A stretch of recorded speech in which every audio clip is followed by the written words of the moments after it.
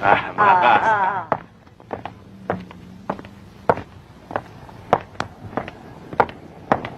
Crisanto, sandali lang. Mabutit hanggat maaga nagkita tayo. Ngayon naman siguro, alam mo, kung sinong patong kay Ponso. Kaya magmula ngayon, ayokong bubulabugin mo siya. Ha? Baka naman, Kabo, kailangan pa niya ng sample. Siguro sa sitwasyon. Pwede. Siguro bagay sa mukha niya ang magkaroon ng fishball.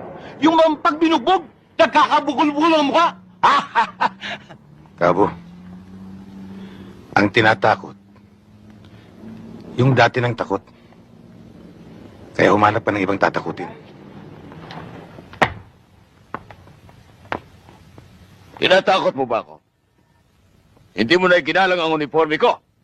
Kabo, ginagalang ko yung uniforme ng kahit na sinong pulis. Pero depende sa nagsusuot.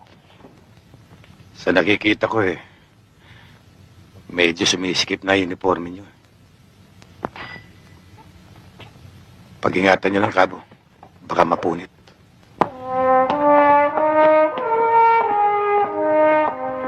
Kabo, bakit? Ano nangyari? Akala ko ba bibigyan natin siya ng sample?